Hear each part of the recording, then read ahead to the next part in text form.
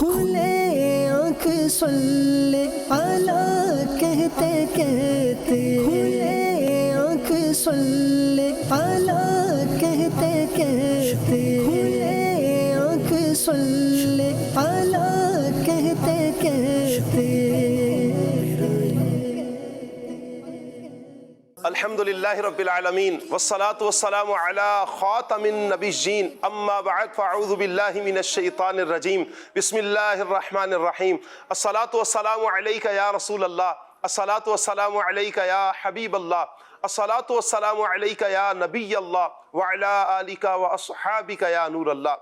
پیارے پیارے اسلامی بھائیوں، مدنی چینل کے ناظرین، پروگرام ہے کھلے آنکھ صلی اعلیٰ کہتے کہتے۔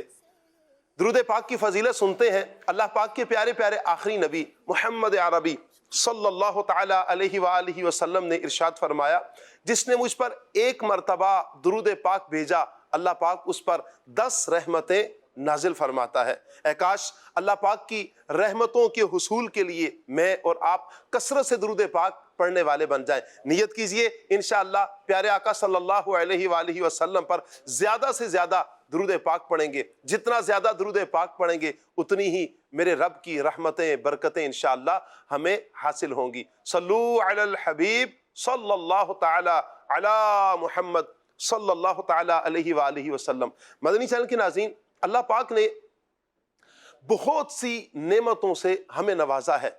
اللہ تعالیٰ کی نعمتوں میں سے بعض نعمتیں بعض کو بہت زیادہ عطا کی گئیں، بعض کو کچھ کم عطا کی گئیں، بعض وہ نعمتیں ہیں کہ جو بعض انسانوں کو میسر نہیں ہے۔ کسی کو اللہ پاک نے صحت کی نعمت سے مالا مال کیا ہے تو کوئی بیماری سے بھی دوچار ہے، کوئی مالدار ہے تو کوئی غربت کا بھی معاملات دیکھ رہا ہے، غربت بھی دیکھ رہا ہے۔ کسی کے پاس اپنا گھر ہے، اپنا بنگلہ ہے، گاڑی ہے، تو کوئی کرائے پر ہے، گاڑی نہیں ہے، پیدل ہے۔ یہ ساری چیزیں اللہ تعالیٰ کی بہت سی نعمتیں ایسی ہیں، کسی کو زیادہ ہے کسی کو کم ہے، لیکن اللہ تعالیٰ کی نعمتوں میں سے ایک نعمت وہ ہے کہ جو ہر انسان کو، چاہے امیر ہے، چاہے غریب ہے، بچہ ہے، بوڑھا ہے، جوان ہے، اپنا ہے، بیگانہ ہے، چاہے کوئی مسلم ہے، غیر مسلم ہے، سب کو اللہ تعالیٰ نے ایک ایسی نعمت عطا فرمائی ہے جو سب کے لیے یکساں ہے، اور وہ نعمت ہے وقت۔ وقت اللہ تعالیٰ کی بہت بڑی نعمت ہے۔ کسی نے بڑی پیاری بات کی تھی کہ وقت کی قدر اپنے جیب کے اندر موجود پیسوں سے زیادہ کیجئے، کیونکہ پیسہ پھر آپ کے پاس آ جائے گا، وقت ہاتھ میں نہیں آئے گا۔ اللہ اکبر۔ اللہ تعالیٰ کی اس نعمت کی ہم نے قدر کرنی ہے۔ آج کے انشاءاللہ ہمارے اس پروگرام میں، پروگرام کھلے آنکھ صلی اعلیٰ کہتے کہتے میں، موضوع ہمارا رہے گا وقت کی قدر۔ وقت کی قدر کے حوالے سے انشاءاللہ ہم مبلغین سے گفتگو کریں گے۔ آپ سے گزارش کریں گے مدنی چینل کے ناظرین، آپ ہمارے ساتھ رہیے اور ہمارا یہ پروگرام مکمل دیکھیے، اول سے لے کر آخر تک دیکھنے کی نیت کیجئے۔ کچھ مہمان ماشاءاللہ، مہمان سارے ہی تشریف لا چکے ہیں، میں دعوت دے رہا ہوں ماشاءاللہ ہمارے عبدالواجد بھائی، مرحبا۔ السلام علیکم ورحمۃ اللہ وبرکاتہ۔ ماشاءاللہ، مرحبا مرحبا، اہلا وسہلا، مرحبا۔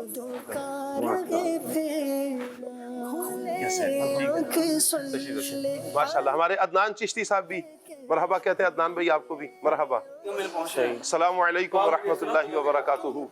ماشاءاللہ، مرحبا، اہلا وسہلا، مرحبا۔ کیسے ہیں عدنان بھائی آپ؟ ٹھیک ہے، الحمدللہ رب العالمین، ماشاءاللہ، اضحک اللہ سنک۔ مرحبا عبد المعیز بھائی، مرحبا، ماشاءاللہ۔ السلام علیکم ورحمۃ اللہ، کیسے ہیں آپ؟ ٹھیک ہے، اللہ پاک برکتیں عطا فرمائے، مرحبا۔ مدنی چینل کے ناظرین، ہمارے انشاءاللہ نعت خوان اسلامی بھائی بھی کچھ ہی دیر میں آ جاتے ہیں، پھر انشاءاللہ ہم تلاوت بھی سنیں گے اور پھر نعت بھی سنیں گے۔ اللہ پاک ہمیں اپنا ذکر کرتے رہنے کی توفیق عطا فرمائے۔ وقت کی اہمیت، وقت کی قدر کو اللہ پاک ہمیں سمجھنے کی توفیق عطا فرمائے۔ یہ ایک مرتبہ ہمارے ہاتھ سے چلا گیا پھر واپس نہیں آئے گا۔ ایک کامیاب شخص اور ناکام شخص اگر ان کی زندگی کا موازنہ کیا جائے تو ایک بہت بڑا فرق جو ہمیں نظر آتا ہے مدنی چینل کے ناظرین، وہ فرق کیا ہے؟ وقت کی قدر۔ جس نے وقت کا درست استعمال کیا وہ کامیاب ہو گیا، اور جس نے وقت کا صحیح استعمال نہیں کیا وہ ناکام ہوا۔ یہ زندگی اللہ پاک نے ہمیں ایک ہی عطا فرمائی ہے، بار بار یہ زندگی ہمیں نہیں دی جائے گی۔ اس ایک مرتبہ کی زندگی میں اپنے وقت کی قدر کرنی ہے. جب جو لوگ وقت کی قدر کرتے ہیں، اس کا اچھا استعمال کرتے ہیں، پھر اللہ پاک انہیں بھلائیاں بھی عطا فرماتا ہے، کامیابیاں بھی عطا فرماتا ہے، اور وہ پھر لوگ دنیا میں یوں کہیں کہ راج کرتے ہیں. دنیا سے چلے جانے کے بعد بھی لوگ ان کا نام لے کر فخر سے اپنے سینے کو، اپنے سر کو بلند کرتے ہیں، فخر سے سینہ چوڑا کرتے ہیں. اگر ہم اپنے اسلاف کی بات کریں تو ہمارے اسلاف کی زندگیاں بھری پڑی ہیں کہ جنہوں نے اس وقت کی ایسی قدر کی ہے، اللہ اکبر، کہ انہوں نے دنیا سے تو جب پردہ فرما لیا، لیکن آج بھی ہم دیکھتے ہیں کہ ان کا نام لیا جائے ہمارے سر فخر سے اونچے ہوتے ہیں. کیا وجہ ہے کہ اتنی تعداد میں انہوں نے کتابیں لکھی ہیں، اتنا کچھ کر لیا ہے؟ اس کی وجہ کیا ہے؟ مدنی چینل کے ناظرین، وقت کا درست استعمال. کسی نے بڑی پیاری بات کہی تھی کہ ایک جگہ ایک شخص کا جانا ہوا، اس نے دیکھا کہ ایک آدمی جس کی تحریرات بہت زیادہ تھی، تصنیفات بہت زیادہ تھیں. اس نے کہا کہ حضور یہ اتنا کچھ آپ نے لکھ لیا، یہ تو پورے ادارے کام یہ کرتے ہیں، آپ تنے تنہا. اللہ اکبر. اس نے بڑی پیاری بات کی. اس نے کہا یہ اللہ تعالیٰ کی نعمت ہے. اگر کوئی بندہ کسی کو تحفہ دے، کوئی کسی بلا تشبیہ کوئی کسی کو تحفہ دے، تو مجھے بتائیں اس تحفے کے ساتھ کیا کیا جاتا ہے؟ کہا جس سے محبت ہوتی ہے اس کے تحفے کا بھی ویسا ہی خیال رکھا جاتا ہے، تحفہ جیسا بھی ہو اس کا خیال رکھا جاتا ہے. اور پھر اگر تحفہ دینے والا اللہ پاک ہو اور رب کائنات ہو، اللہ اکبر، پھر اس کی کیفیت کیا ہوگی کہ جس رب نے یہ تحفہ عطا فرمایا ہے. کہا کہ اس رب نے وقت کا تحفہ عطا فرمایا ہے، وقت کی نعمت عطا کی ہے، میں نے اس کا درست استعمال کر لیا ہے. آج یہ اتنا بڑا کام جو آپ کو نظر آ رہا ہے، اگر ایک بندہ اتنا بڑا کام کر سکتا ہے، آپ سوچیں کہ سارے ہی اگر وقت کی قدر کرنے والے بن جائیں، ہمارے معاشرے میں کتنا فائدہ ہو، کتنا فرق پڑ جائے. سیدی اعلیٰ حضرت امام اہل سنت امام احمد رضا خان رحمۃ اللہ تعالیٰ علیہ کی تحریرات اٹھائیں، آپ کی تصنیفات اٹھائیں، آپ کی فتاوی جات لیں، آپ پڑھیں. ایک فتاوی رضویہ شریف 33 جلدوں پر مشتمل ہے. یہ وہ ہے کہ جو 10 سال کے اس میں ابھی فتاوی جات شامل نہیں ہے. اگر وہ بھی شامل کر دیے جائیں تو 33 سے بھی زیادہ جلدیں بن جاتی ہیں. یہ کیا تھا؟ وقت کا صحیح استعمال. اللہ ہم سب کو وقت کا درست استعمال کرنے کی توفیق عطا فرمائے. وقار بھائی ہمارے ساتھ ہیں، مرحبا کہتا ہے وقار بھائی آپ کو. السلام علیکم ورحمۃ اللہ وبرکاتہ. کیسے ہیں؟ ٹھیک ہے، ماشاء اللہ. تشریف رکھیں. انشاءاللہ تلاوت قرآن سنتے ہیں، پھر انشاءاللہ آگے پروگرام کو لے کر چلتے ہیں. اعوذ باللہ من الشیطان الرجیم. بسم اللہ الرحمن الرحیم. ایاک نعبد و ایاک نستعین.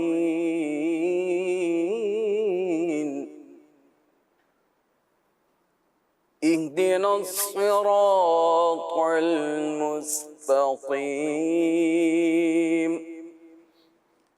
صراط الذين أنعمت عليهم غير المغضوب عليهم ولا الضالين.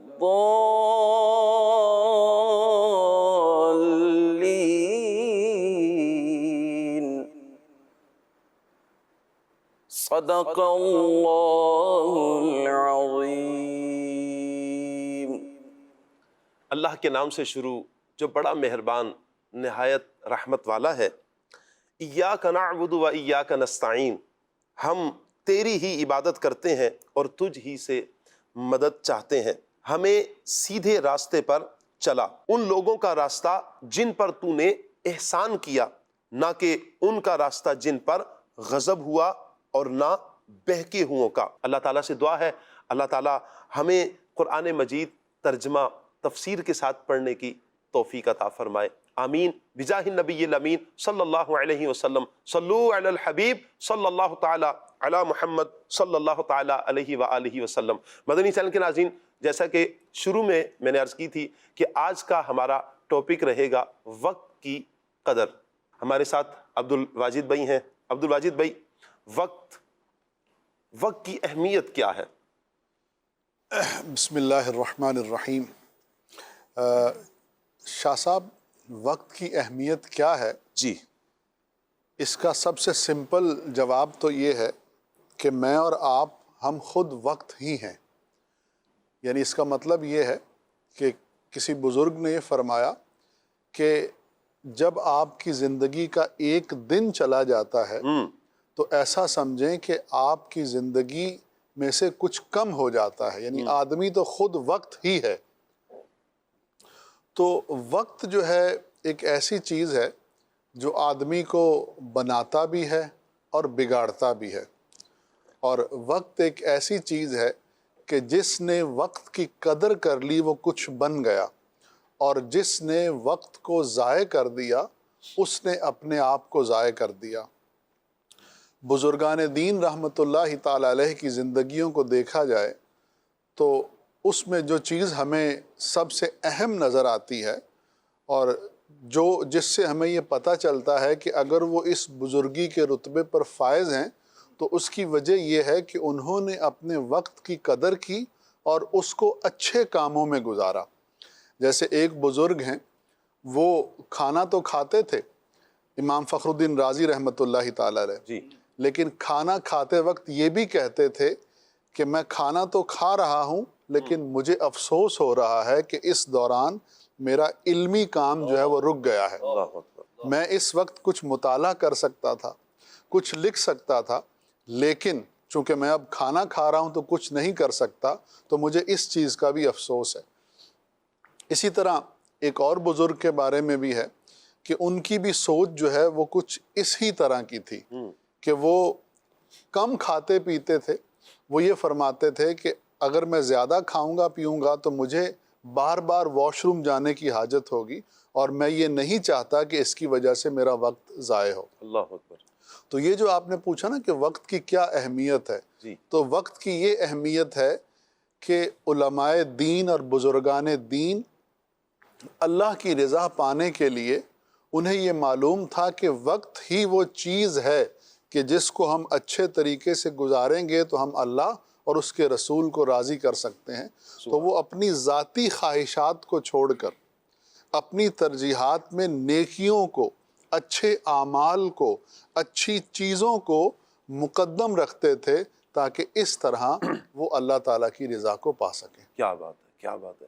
یعنی بزرگان دین کا یہ عمل رہا ہے کہ انہوں نے اس وقت کی قدر وقت کی قدر کی ہے، اور پھر آج ہم بڑے فخر کے ساتھ ان کا نام لے رہے ہیں۔ مجھے ایک بزرگوں کا یاد آ رہا ہے جو ستو پیا کرتے تھے۔ جی جی جی، ان سے بھی کسی نے پوچھا، انہوں نے کہا کہ جتنی دیر میں وہ چباؤں گا ہاں جی، تو اتنی دیر میں ذکر اللہ سے دور ہو جاؤں گا۔ میں ستو پی لیتا ہوں، یہ جلدی پیے جاتا ہے، پیٹ بھر جاتا ہے، زندگی گزر جائے گی، جینے کا موقع، یعنی زندگی جی لوں گا میں، لیکن یہ ہے کہ اتنی دیر میں نیکیاں کر لوں گا جتنی دیر میں اگر روٹی چبانے میں، حالانکہ وہ بھی عبادت بن سکتی ہے، کھانا کھانا نبی پاک صلی اللہ علیہ وسلم کی سنت ہے، لیکن بزرگان دین کا انداز دیکھیں کہ وہ اپنے وقت کی اہمیت کو کس قدر اپنے سامنے کتنا رکھا کرتے، اور اپنے وقت کو بہترین استعمال کرنے کے لیے یہ ان کا لوگوں کے لیے ایک رہنما اصول تھا۔ لوگوں کے لیے انہوں نے ایسا اپنے آپ کو پیش کیا کہ لوگ اس پر عمل اگر کریں، اس بات کو سمجھ لیں کہ لوگ وقت کی قدر کرنا شروع کر دیں، وقت کی قدر کریں گے تو انشاءاللہ جیسے آج ہم یہاں پر بیٹھ کر بزرگان دین کا ذکر کر رہے ہیں، کل میرا اور آپ کا بھی ذکر کیا جائے گا، کل کہا جائے گا کہ یہ لوگ وقت کی قدر کرنے والے ہیں۔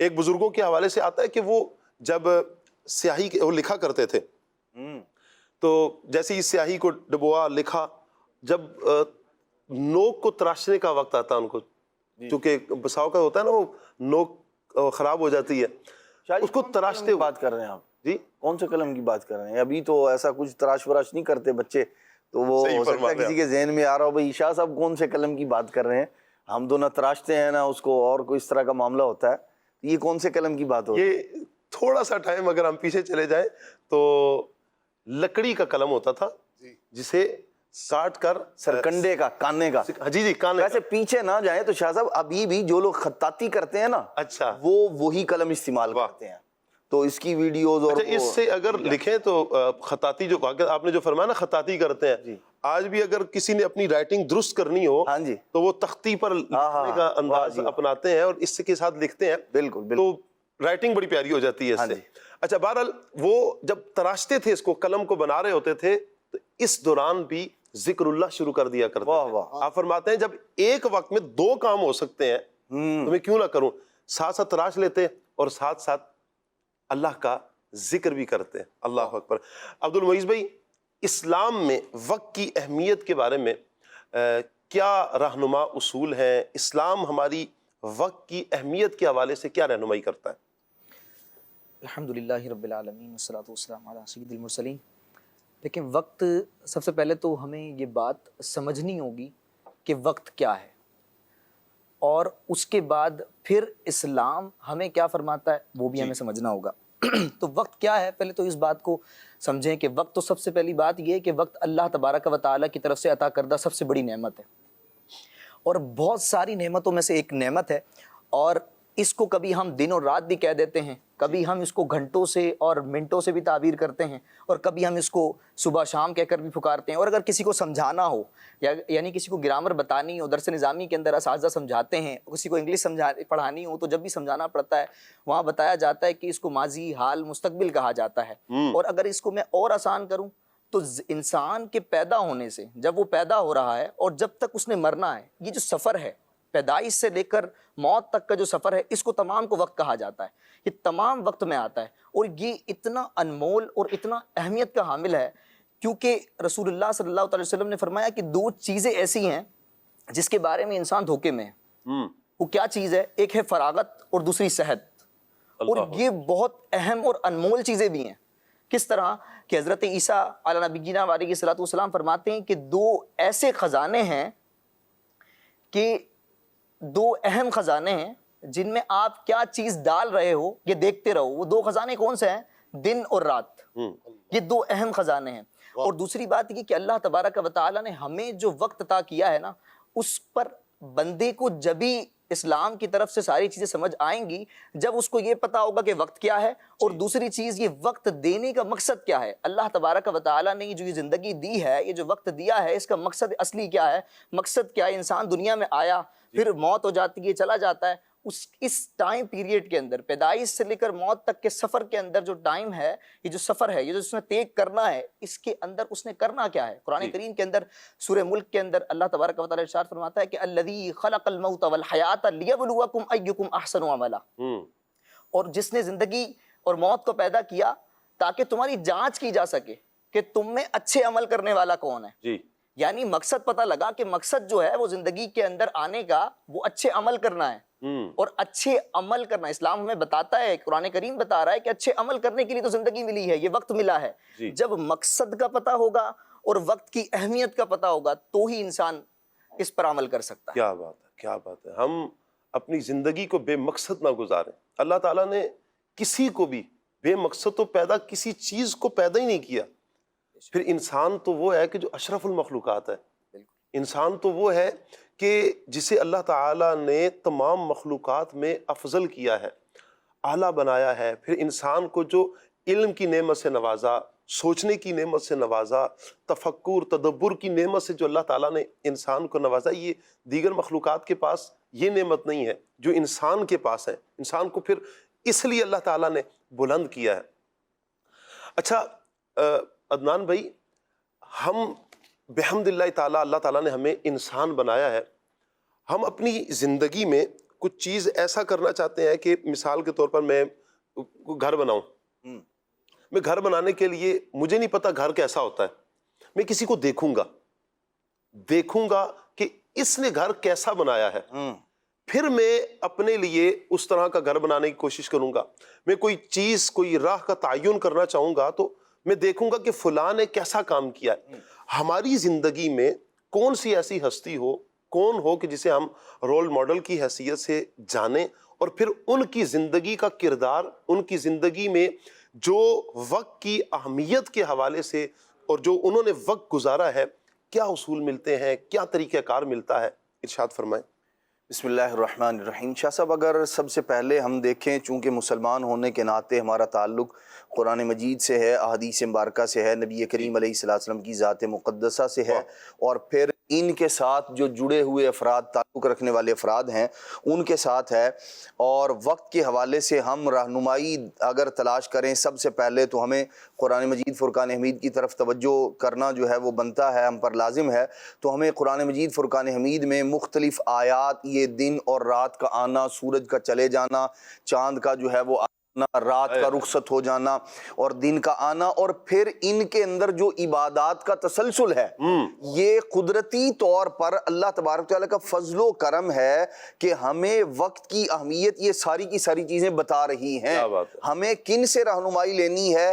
ہم نے وہ جو وقت کی اہمیت کا جو مکان اور محل ہے، کس کو دیکھ کر ہم نے جو ہے وہ قائم کرنا ہے اپنا، اس کے لیے سب سے بہترین رہنمائی نبی پاک علیہ السلام کی سیرت طیبہ میں موجود ہے، قرآن مجید، اور یہ جو اللہ تبارک تعالیٰ کا دیا ہوا نظام ہے۔ دن کا آنا آپ دیکھیں، ایسا نہیں ہے کہ ابھی 9-10 بجے اور اچانک سے رات ہو جائے، اور رات ہو رہی ہو، دنیا سو رہی اور اچانک سورج نکل آئے، ایسا نہیں ہے، بلکہ دنیا کا جو نظام ہے وہ ایک باقاعدہ منظم ایک نظام کے تحت چل رہا ہے۔ ایک خاص وقت ہے، ایک خاص ڈیوریشن ہے، اس کے دوران رات رہے گی، پھر اس کے بعد جو ہے وہ سورج طلوع ہوگا، دن آئے گا، شام ہوگی، دوپہر ہوگی، مختلف چیزوں کے مختلف نام ہیں۔ اچھا، پھر اسی طرح وہ جو ان اوقات میں، ان وقتوں میں جو اللہ تبارک تعالیٰ کی جانب سے عبادات ہیں، ابھی کوئی آدمی چاہے کہ میں فجر کی نماز پڑھ لوں، نہیں پڑھ سکتا وہ، کیونکہ وقت نہیں ہے۔ یہ جو نماز فجر کے لیے وقت کا مقرر ہونا، اتنے بجے یا فلاں وقت سے فلاں وقت تک آپ پڑھ سکتے ہیں، یہ ہمیں بتا رہا ہے کہ مسلمان تو دنیا میں آیا ہی اپنے وقت کو منظم لے کر ہے۔ اس کا وقت تو اللہ تبارک تعالیٰ کی جانب سے مقرر ہے۔ آپ دیکھیں اذان کب ہوگی، اس کے لیے وقت مقرر ہے، شریعت نے پہلے سے بتا دیا ہے۔ یہ اللہ کریم کا فضل ہے ہم پر، احسان ہے۔ اور مسلمان کی زندگی تو یوں کسی اور کی طرف نہ بھی دیکھے نا، تو مسلمان کے جو شب و روز ہیں وہ اللہ تبارک تعالیٰ کی جانب سے منشن ہے۔ رات کب ہے، دن کب ہے، عبادت کا وقت کب ہے، اور آرام کا وقت کب ہے، یہ بھی بتایا گیا ہمیں کہ رات اللہ کریم نے آرام کے لیے بنائی ہے۔ اچھا، کاروبار کے لیے کون سا وقت ہے، یہ اللہ کریم نے ہمیں بتایا ہے۔ اچھا، اسی طرح دیگر جو عبادات ہیں، ان پر جب ہم غور کرتے چلے جائیں، ابھی کوئی آدمی چاہے کہ میں حج کرنے پہنچ جاؤں، نہیں، شریعت نے وقت مقرر کیا ہے کہ آپ کو اسی وقت میں وہاں پہنچ کر ان ارکان کو کرنا ہے جو شریعت نے لازم قرار دیے ہیں۔ تو مسلمان تو بہت ساری چیزوں میں اللہ تبارک و تعالیٰ کا یہ احسان مند ہے، اللہ کریم کا اس پر فضل ہے، کرم ہے کہ اللہ کریم نے اس کا جدول خود سے بنا دیا ہے، شریعت کی طرف سے مقرر کردہ ہے۔ تو یوں کسی اور کو دیکھنے کی بجائے، عام طور پر لوگ جو ہے نا وہ اس کو کیا کہا جاتا ہے کہ ایک کمزوری کا شکار ہوتے ہیں، یا اپنے آپ کو پتہ نہیں ہم جو ہے وہ پیچھے رہ جائیں گے، یہ ہو جائے گا، احساس کمتری۔ حالانکہ جو مسلمان ہے وہ اپنے معاملات پر غور کرے تو بھائی آپ کی الارم مجھے کتنے بجے کا لگانا چاہیے، کتنے بجے اٹھنا چاہیے، تو شریعت نے آپ کو بتا دیا، تہجد کی فضیلت بتا دی اور فجر پڑھنا لازم قرار دے دیا۔ اب آپ کی مرضی ہے، آپ فجر کا انتخاب کرتے ہیں یا آپ تہجد کا انتخاب کرتے ہیں۔ اسی طرح دیگر جو معاملات ہیں، اچھا دن میں آپ تھک گئے ہیں، کام کاج کرتا ہے بندہ، رات میں جو ہے وہ آپ عبادت کرنا چاہتے ہیں، تو شریعت نے ایک قیلولے کی آپ کو سنت دے دی، بھائی دن میں تھوڑا سستا لیں، آرام کر لیں۔ تو ہمارے تو اللہ کا فضل ہے، کرم ہے، معاملات ویسے ہی اللہ رسول کی طرف سے جدول سیٹ ہے، ہم اگر اس کے مطابق عمل کرنے والے بن جائیں تو وہ جو عبادات کا وقت ہے وہ شریعت نے مقرر کر دیا ہے۔ اب اپنے جو معاملات ہیں ان دو اوقات کے درمیان، ظہر سے عصر ہے یا فجر سے ظہر کا جو درمیانی وقت ہے، اس میں جو آپ کے کام ہیں ان کو ایڈ کرتے چلے جائیں ترتیب کے ساتھ۔ نہ آپ کی عبادات کا شیڈول ڈسٹرب ہوگا، نہ آپ کے جو روزمرہ زندگی کے کام ہیں جو آپ پر لازم ہیں، بعض حقوق ادا کرنے ہیں یا آپ نے رزق حلال کمانا ہے، وہ کوئی بھی متاثر نہیں ہوگا۔ لیکن جب ہم یہ سارے کے سارے معاملات کو چھوڑتے ہیں، ہوتا کیا ہے، ہم نے کیا کیا ہوا ہے، ہم نے دن کو رات اور رات کو دن بنایا ہوا ہے۔ رات کو دیر تک جاگیں گے اور دن میں سوتے رہیں گے۔ وہ جو نظام جو شریعت نے دیا ہوا ہے، جو ایک یوں کہہ لیں کہ جو فطرت کا عطا کردہ ہے، جب آدمی اس کی خلاف ورزی کرتا ہے نا تو پھر اس کو بہت سارے تکلفات کرنے پڑتے ہیں. عادت بن گیا نا شاہ صاحب وہ تکلف معاشرے ایسا نا، کیا کریں. میں عرض کرتا ہوں یہ جو عادت ہے جن لوگوں نے اپنائی ہوئی ہے نا ان کے بہت سارے افراد ایسے ہوں گے جو خود ان سے بیزار ہوں گے. اللہ گھر میں 4 افراد ایسے ہیں کہ جو وقت پر سونے کے عادی ہیں اور 2 ایسے ہیں کہ جن کا نظام انہوں نے خراب کیا ہوا ہے. اب ان کو شکایت یہ ہے ہمیں گھر میں وقت پر ناشتہ نہیں ملتا. بھائی سارے گھر نے ناشتہ کیا ہے فجر کی نماز پڑھنے کے بعد اور یہ ماں بدولت اٹھیں گے 12 بجے اب مجھے ناشتہ چاہیے. اب ان کے شکوے شروع ہوں گے کہ جی مجھے تو پوچھا نہیں جاتا اور مجھے اہمیت نہیں دی جاتی, مجھے یہ نہیں دیا, اور گھر والوں کے کام بڑھا دیے. ایک دفعہ وہ اللہ کی بندی جو ہے وہ گھر والوں کے لیے سارے گھر والوں کے لیے ناشتہ بنائے اور دوسری مرتبہ یہ سرتاج کے لیے جو ہے وہ بنائے. اچھا وہ برتن علیحدہ دھونے, اس کے کام اس نے بکھیر کے رکھ دیے, کاموں کو بڑھا دیا ہے. وہ جو کام ایک وقت میں ہو سکتا تھا 5-7 افراد مل کر ناشتہ کریں اس کے بعد ایک مرتبہ مطلب آپ نے یہ کیا, لیکن اب آپ نے کیا کیا, بار بار کچن میں آنا جانا, سر پہ ٹینشن سوار, کوئی کام دوسرا کیا ہے تو جناب کی آنکھ کھل گئی, لاؤ جی مجھے چائے پیش کی جائے. تو یہ جب نظام آپ فطرت سے ہٹیں گے تو ہوگا کیا, تکلفات کرنے پڑیں گے, اور تکلفات زیادہ دیر تک بندہ نہیں برداشت نہیں کر سکتا. پھر یہی ہوتا ہے 1-2 دن تو ناز نخرے اٹھائے جاتے ہیں, اس کے بعد یہ ہوتا ہے کہ بھائی اب یہ ہوگا اگر آپ نے یہی روٹین اختیار کرنی ہے تو آپ ناشتہ خود ہی بنائیں گے. اچھا ہاں خود ہی بنائیں گے اور خود ہی کر لیں گے, کیونکہ باقی جو سارے گھر جو ہے وہ ناشتہ وغیرہ کر کے اور دیگر کام کاج کے اندر مصروف ہو گئے. اب ان کو فکر ہے بھائی دوپہر میں جو ہے وہ کیا کھانا ہے, شام میں کیا ہوگا, دیگر جو کام کاج ہیں بچوں کے. لیکن یہ ایک آدمی جو ہے نا گھر میں, تو جہاں اس طرح کا ماحول ہوتا ہے نا تو وہاں عام طور پر آپ کو لوگ شکوہ شکایت ہی کرتے ہوئے نظر آئیں گے کہ بھائی اس طرح کا معاملہ ہے. ہاں اگر کسی کا کوئی بیچارے کی روٹین لائف دیکھیں جو اصل ہے وہ یہ ہے. اب اس کے علاوہ اگر کسی کی کوئی روٹین ہے, اس کی ڈیوٹی رات کی ہے جی, وہ دن میں بیچارہ دن میں ہی سوئے گا یا رات میں ڈیوٹی کرنے جانا, یہ جو چیزیں ہوتی ہیں یہ کیا کہا جاتا ہے, گھر والوں کو بھی احساس ہوتا ہے نا, اشاذ کل معدوم یا بعض چیزیں جو ہے وہ مستثنا ہوتی ہیں. تو جو استثنیات ہیں مستثنیات ہیں وہ اس سے جدا ہیں, لیکن عام جو روٹین لائف ہے جو قرآن مجید نے ہمیں جو دیا ہے اصول قاعدہ قانون, رات آرام کرنے کے لیے ہے اور دن جو ہے وہ محنت مشقت کرنے کے لیے ہے. پھر ہم جب نبی پاک علیہ السلام کی مبارک زندگی کو دیکھتے ہیں تو آپ صلی اللہ تعالیٰ علیہ وآلہ وسلم کا جو مبارک انداز ہے, آپ دیکھیں دنیا جہان سے لوگ آپ کے پاس اسلام قبول کرنے کے لیے آ رہے ہیں, دین سیکھنے کے لیے آ رہے ہیں. جو صحابہ کرام علیہ مردوان وہاں مدینہ طیبہ میں ہیں وہ آپ کے پاس آتے ہیں دین سیکھنے کے لیے. گھر بھی ہے آپ کا, اچھا ان کی ذمہ داری بھی ہے, بیٹیاں بھی ہیں اور جو ہے ازواج ہیں ان کی ذمہ داری بھی ہے, اور پھر عبادات بھی, اپنی ذاتی عبادت بھی. اور اس سب کے ساتھ ساتھ نبی پاک صلی اللہ علیہ وسلم کی جو مبارک زندگی ہے وہ واقعی ہمارے اسوہ کاملہ ہے. کیا بات. نبی پاک علیہ السلام کا جو مبارک انداز گھر سے باہر ہے وہ بھی مینج ہے, پورے کا پورا وقت کے مطابق ہے, اور جو گھر میں ہے اس کو بھی تقسیم کیا ہوا ہے ایک وقت وہ. اور پھر جو اپنی عبادت کے لیے ہے, حضرت علی المرتضیٰ سے شمال ترمذی میں ہے, دیگر اور کتابوں کے اندر بھی یہ بڑی پیاری ترتیب سرکار صلی اللہ علیہ وسلم کی ہے. ایک وقت وہ ایسا نہیں کہ اپنے آپ کو فراموش کر دیا ہے, اپنا جو تعلق اللہ تبارک تعالیٰ کی ذات کے ساتھ ہے وہ بھی ہے. اس کے لیے کیا ہے, سب سے بیگانے ہو کر, سب سے الگ تھلگ ہو کر اللہ تبارک تعالیٰ کی عبادت کے لیے جدا وقت مقرر کیا ہے نبی پاک علیہ السلام نے. گھر والوں کے لیے علیحدہ وقت ہے اور اس کے اندر صرف گھر والے ہیں, اور جب عبادت کا وقت ہے تو سیدہ عائشہ صدیقہ رضی اللہ تعالیٰ عنہ فرماتی ہیں ہمارے ساتھ بیٹھے گفتگو کر رہے ہوتے تھے, سرکار صلی اللہ علیہ وسلم بات چیت کر رہے ہوتے تھے, جیسے ہی نماز کا وقت ہوتا یوں اٹھ کر تشریف لے جاتے تھے جیسے جانتے ہی نہیں ہیں. ایسی حالت و کیفیت ہوتی. یہ ہے مینجمنٹ, یہ ہے انداز زندگی. اور پھر جو گھر میں رہ رہے ہیں اس میں بھی وقت کو تقسیم کیا ہوا ہے کہ بھائی گھر سے شاہ صاحب جی فرمائیں, گھر میں جو گھر والوں کے لیے وقت ہے وہ بھی ہے, اور جو باہر سے افراد نے آنا ہے اس کے لیے جدا وقت رکھا ہوا ہے کہ اگر باہر سے کوئی لوگوں نے آنا ہے تو گھر والوں کا وقت ڈسٹرب نہ ہو, بلکہ وہ جدا سے ہے. اس کے اندر نبی پاک علیہ السلام نے ان لوگوں سے ملنا ہے, تو ہمیں تو کسی اور کے پاس جانے کی ضرورت ہی نہیں ہے, بس حضور کی ایک سرکار صلی اللہ علیہ وسلم کی سیرت طیبہ رول ماڈل ہے ہر اعتبار سے, اور خاص طور پر وقت کی قدر کے اعتبار سے. اللہ کے محبوب صلی اللہ تعالیٰ علیہ وسلم وقت کی قدر سیکھنی ہے تو نبی پاک علیہ السلام کی سیرت طیبہ کو دیکھے بندہ, کس انداز میں آپ باہر کے معاملات، گھر کے، ازواج مطہرات کے، اولاد کے، صحابہ کرام علیہم رضوان کے، پھر جو سفیر آ رہے ہیں ان کے لیے جدا وقت ہے.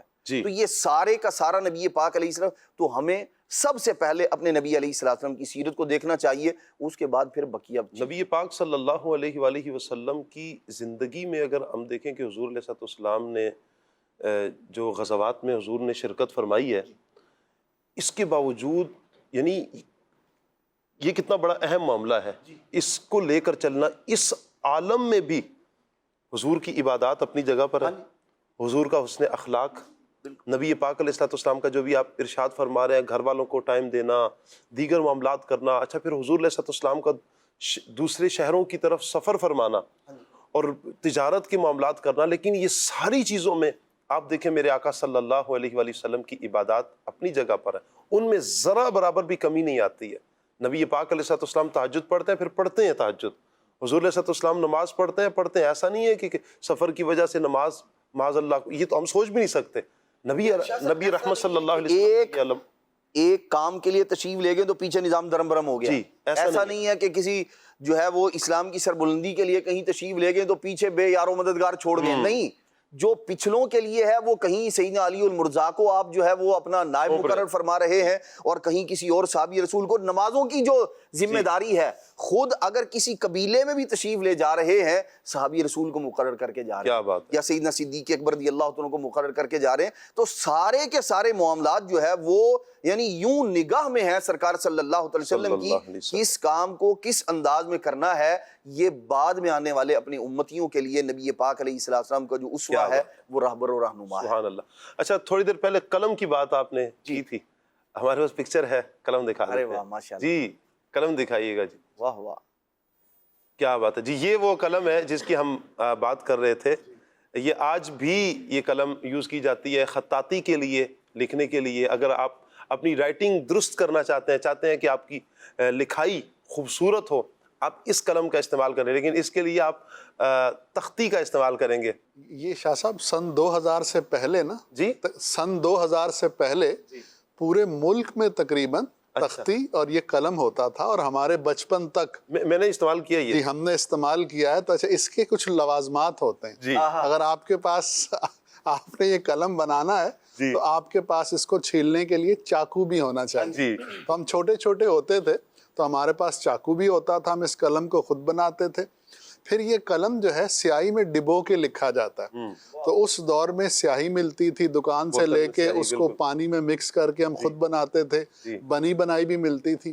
اچھا پھر اس کو لکھنے کے بعد جو ہے اب تختی جو ہے دوبارہ لکھنی ہے، تختی پہ لکھتے تھے تو پھر ایک گاچی، ہاں جی گاچی مٹی، وہ مٹی سے اس پہ لیپ کیا جاتا تھا، لیپ. پھر اس کے بعد اس کو سکھایا جاتا تھا. جی ڈاکٹر صاحب پریکٹیکل ہو جائے، ہونا چاہیے جیسے آپ بتا رہے ہیں. بڑا دلچسپ لگ رہا ہے واقعی، اور بڑا ماشاءاللہ. اچھا اس کا خشک کرنے کا، ہم جب پڑھتے تھے خشک کرنے کا بھی ایک انداز تھا.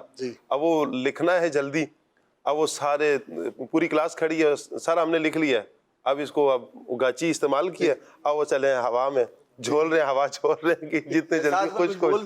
اچھا اس کے ساتھ یہ ہے کہ اس کا فائدہ ہے جی، والدین کی جیب پہ جو آج بوجھ ہے نا بچوں کی تعلیم کا، اس کا ایک بہت بڑی وجہ جو ہے وہ بڑی بڑی کاپیز اور یہ وہ. تو ہمارے دور میں بس یہ تختی ہوتی تھی. ہاں جی. اس کے اندر ایک اور چیز بھی آج بھی ایک اکثر گاؤں کے اندر یہ استعمال ہوتی ہے. اچھا ابھی بھی یہ اسکول وغیرہ کے اندر گاؤں دیہات میں وہاں استعمال ابھی اب کا مجھے معلوم نہیں ہے، اب تھوڑا کم ہوتا جا رہا ہے. اس کا رجحان مسئلہ یہ کہ جو لاکھوں روپے دے کر، پیسے دے کر اپنی رائٹنگ ٹھیک کر رہے ہیں. پہلے یہ ہوتا تھا کہ بچپن میں ہی ٹھیک کروا لی جاتی تھی اور بندہ ایک اچھا رائٹر بن جاتا تھا، اچھا لکھنے والا بن جاتا تھا. اور آج ایسا ہے کہ بڑے ہو جاتے ہیں تو اس کے بعد کہتے ہیں کہ جی رائٹنگ درست کر دی ہے، اس کی اس ترتیب سے عربی تکلم میں یا جس الگ الگ انداز کے اندر رائٹنگ تحریر جو ہوتی ہے وہ لکھنے کی پریکٹس کی جا رہی ہوتی ہے اس عمر کے اندر بھی. کیا بات. اور وہ بچپن میں ہو جاتی ہے. مضبوط ہوتا ہے. یہ بانس کا قلم ہے، لیکن ایک جو عام طور پر جو یوز ہوتا تھا یہ تو خطاطی کے لیے خاص استعمال ہوتا ہے اور بڑا مضبوط ہوتا ہے. بانس کا ہے. وہ جو سرکنڈے کا ہوتا تھا وہ اتنا مضبوط نہیں ہوتا تھا. چلے ہمارے وقار بھائی ہیں ہمارے ساتھ، کلام بھی سنیں گے انشاءاللہ وقار بھائی سے. آئیے کلام سنتے ہیں انشاءاللہ.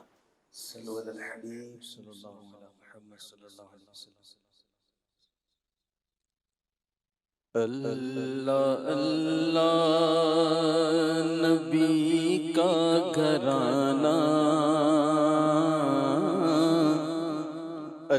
اللہ اللہ نبی کا گھرانہ گھرانہ اللہ اللہ نبی کا گھرانہ یہ گھرانہ برا البرا ہے اللہ اللہ نبی کا گھرانہ گھرانہ اللہ اللہ نبی کا گھرانہ یہ گھرانہ برا البرا ہے اللہ اللہ نبی کا گھرانہ یہ گھرانہ برا البرا ہے یہ گھرانہ برا البرا ہے اس میں حسنین ہیں سیدہ ہیں اس گھرانے میں مشکل کشا ہے اس میں حسنین ہیں سیدہ ہیں اس گھرانے میں مشکل کشا ہے اور لب پہ ہے تذکرے پنجتن کے پھول مہکے ہیں میرے چمن کے پھول مہکے ہیں میرے چمن کے ایسا ان کے کرم نے نوازا ایسا ان کے کرم نے نوازا نوازا ایسا ان کے کرم نے نوازا اپنی قسمت پہ دل جھومتا ہے ایسا ان کے کرم نے نوازا نوازا ایسا ان کے کرم نے نوازا اپنی قسمت پہ دل جھومتا ہے اللہ اللہ نبی کا گھرانہ یہ گھرانہ برا البرا ہے اور امتی ہوں میں شاہ زمن کا ہوں بھکاری میں مولا حسن کا ہوں بھکاری میں مولا حسن کا صدقے جاؤں میں ان کی عطا پر صدقے جاؤں میں ان کی عطا پر دینے والے نے سب کچھ دیا ہے صدقے جاؤں میں ان کی عطا پر دینے والے نے سب کچھ دیا ہے نام پر تیرے سب کچھ ملا ہے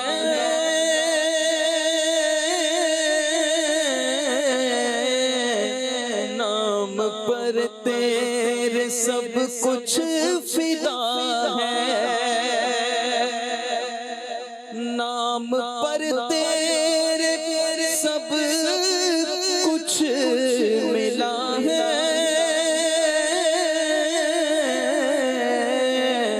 نام پر تیرے سب کچھ فدا ہے نام پر تیرے قربان جاؤں میں جاؤں نام جاؤں، ہم غریبوں کا تو آسرا ہے، نام پر تیرے قربان جاؤں، ہم غریبوں کا تو آسرا ہے، اور خیر سے تم ہی خیر الورا ہو، اور تم ہی سید الانبیاء ہو، اور تم سید الانبیاء ہو، خیر سے تم ہی خیر الورا ہو، اور تم سید الانبیاء ہو، اور تم سید الانبیاء ہو، کوئی تجھ سا ہوا ہے نہ ہوگا میرے آقا، کوئی تجھ سا ہوا ہے نہ ہوگا، نہ ہوگا کوئی تجھ سا ہوا ہے نہ ہوگا، تیرے رب کا یہی فیصلہ ہے، اللہ اللہ نبی کا گھرانہ گھرانہ، اللہ اللہ نبی کا گھرانہ، یہ گھرانہ براء البراء ہے، اور میرا بھی ہے کوئی دنیا والوں،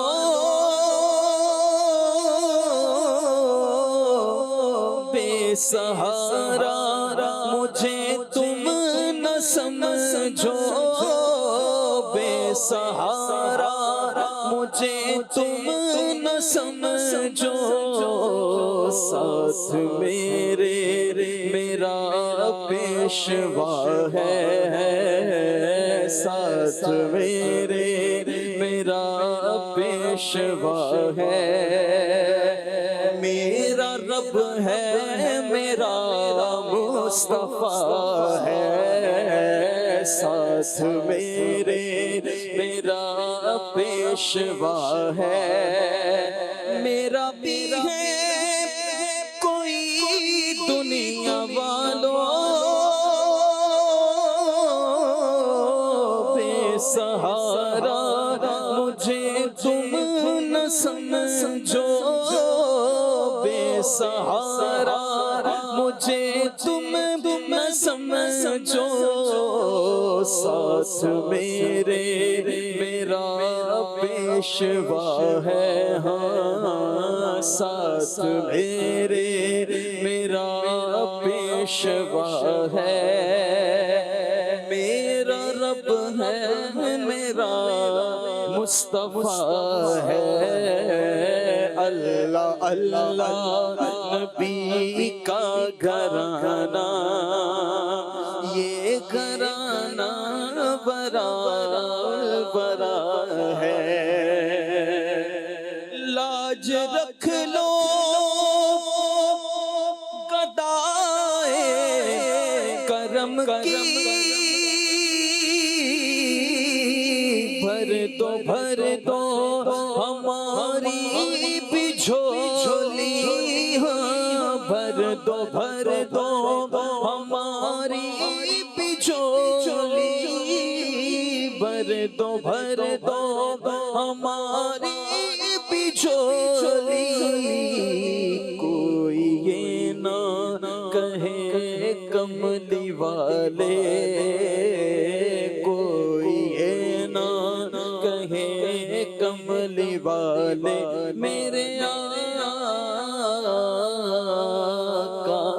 کوئی یہ نہ کہے کملی والے، تیری محفل سے خالی گیا ہے، کوئی کہے میرے آقا تیری محفل سے خالی گیا ہے، اللہ اللہ نبی کا گھرانہ گھرانہ، اللہ اللہ نبی کا گھرانہ، یہ گھرانہ برا برا ہے، اس میں حسنین ہے فاطمہ ہے، اس گھرانے میں مشکل کشا ہے۔ سبحان اللہ سبحان اللہ سبحان اللہ، اللہ اللہ نبی کا گھرانہ، سبحان اللہ۔ اللہ تعالیٰ نبی رحمت صلی اللہ تعالیٰ علیہ وآلہ وسلم کی سچی محبت ہمیں عطا فرمائے، حضور جان عالم صلی اللہ علیہ وآلہ وسلم کی پیاری سیرت پر عمل کرنے کی توفیق عطا فرمائے۔ جس گھرانے کی بات کی گئی جس میں سیدہ ہیں، اللہ اکبر، سیدہ فاطمہ الزہرا رضی اللہ تعالیٰ عنہا کی سیرت، اللہ کرے کہ ہمارے گھر کی جو خواتین ہیں ان کو پڑھیں، اس سیرت کو پڑھیں اور اس پر عمل کرنے والی بنیں۔ اے کاش کہ ہمارے جو سرپرست حضرات ہیں گھر کے، مولا کائنات علی المرتضیٰ شیر خدا کرم اللہ تعالیٰ وجہ الکریم کی سیرت کو پڑھیں، گھر کے نوجوان حضرت امام حسن اور امام حسین رضی اللہ تعالیٰ عنہ کی سیرت کو پڑھیں، انشاءاللہ گھرانہ بڑا بہترین ہو جائے گا۔ جن کی سیرت کو پڑھیں گے، عمل کریں گے، انشاءاللہ پھر یہ پیارا گھرانہ جس گھرانے کا بھی ذکر ہوا ہے، اس گھرانے کا فیضان بھی ہمیں ملے گا۔ اور اس گھرانے کی ایک خاص بات یہ ہے کہ یہ سارے افراد وقت کے قدردان تھے، انہوں نے وقت کی قدر کی ہے۔ اللہ تعالیٰ ان کے مزارات پر اپنی کروڑہا رحمتیں نازل فرمائے۔ کال دیجئے۔ میرا سوال یہ ہے کہ لوگ کہتے ہیں وقت جو ہے وہ پیسہ ہے، اس کا کیا مطلب ہے اور آپ اس بارے میں کیا فرماتے ہیں؟ اور نعت خواں سے فرمائش ہے کہ مجھے یہ کلام بھی سنا دیں، بے خود ہی کیے دیتے ہیں انداز حجابان۔ کیا بات ہے جی شاہ صاحب، وقت پیسہ ہے جی، یہ تو جو کہہ رہا ہے اس سے پوچھا جائے کہ بھئی یہ اس کا کیا مطلب ہے؟ وقت پیسہ ہے، وقت ہی ہے جس کے اندر آدمی دولت مند بھی ہو سکتا ہے، نکما نکٹو رہ کر جو ہے وہ آپ یوں کہہ لیں کہ جو اس کے پاس ہے وہ اس کو خرچ کر کے کلاش بھی ہو سکتا ہے۔ تو یہ بندے کے اپنے ہاتھ میں ہے۔ وقت کی اہمیت کو سمجھانے کے لیے یہ کہا جاتا ہے۔ کیا بات ہے۔ سر جو موٹیویشنل اسپیکرز ہوتے ہیں نا، جو موٹیویٹ کرتے ہیں، تو وہ یہ جملہ کہتے ہیں کہ ٹائم از منی، وہ یہ جملہ کہتے ہیں ٹائم از منی، ٹائم پیسہ ہے۔ وہ سمجھانے کے لیے بتاتے ہیں کہ بھائی وقت کی قدر و قیمت کتنی ہے۔ اس کو ٹائم مینجمنٹ کا جب کورس کروایا جاتا ہے نا، اس کے اندر یہ جملہ بہت زیادہ یوز کیا جاتا ہے۔ ٹائم مینجمنٹ کے حوالے سے انشاءاللہ عبد الواجد بھائی سے میں لوں گا انشاءاللہ۔ اس کے ساتھ ایک چیز ایڈ کرنا چاہوں گا، یہ جو کہتے ہیں نا وقت پیسہ ہے، جی، تو شاہ صاحب مغرب میں ویسٹرن کلچر میں جو سب سے اہم چیز ہے نا وہ پیسہ ہے۔ اچھا، تو وہ ان کی تہذیب میں، ان کے تمدن میں، ان کی سوچ میں، ان کی زندگی کا جو مقصد ہے وہ بس یہی ہے کہ ہم کمائیں، کھائیں اور انجوائے کریں۔ تو ان کی تہذیب میں جو سب سے اہم چیز ہے اس کے ذریعے سے وقت کی اہمیت کو واضح کر رہے ہیں، کہہ رہے ہیں کہ وقت پیسہ ہے۔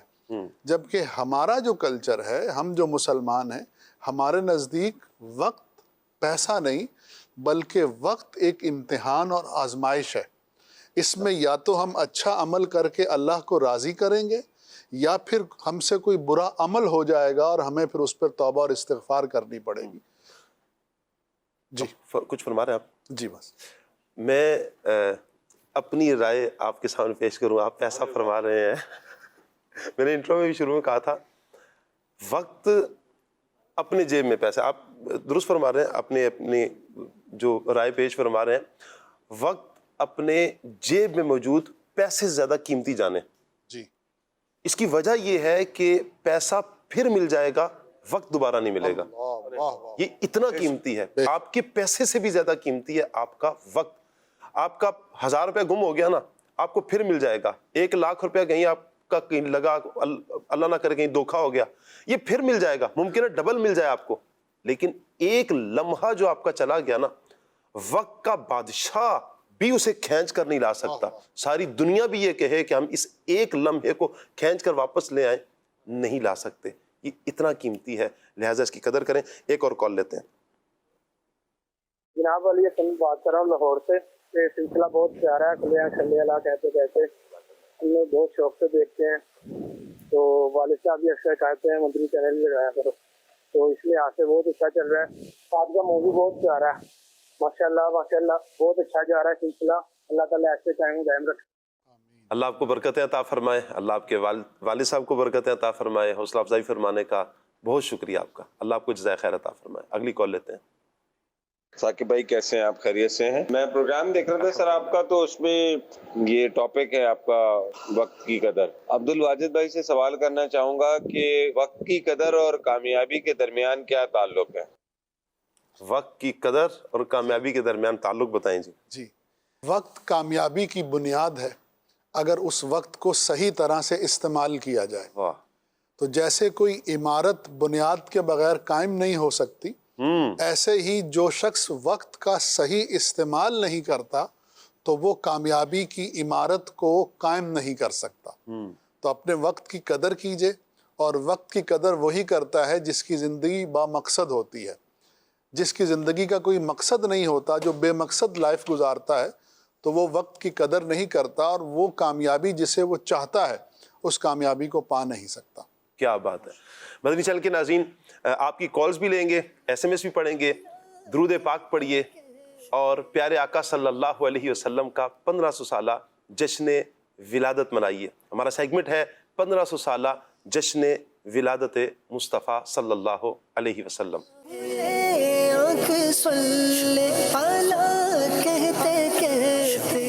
مدنی چینل کے ناظرین, پروگرام کھلے آنکھ صلی اللہ کہتے کہتے میں سیگمنٹ ہے 1500 سالہ جشن ولادت.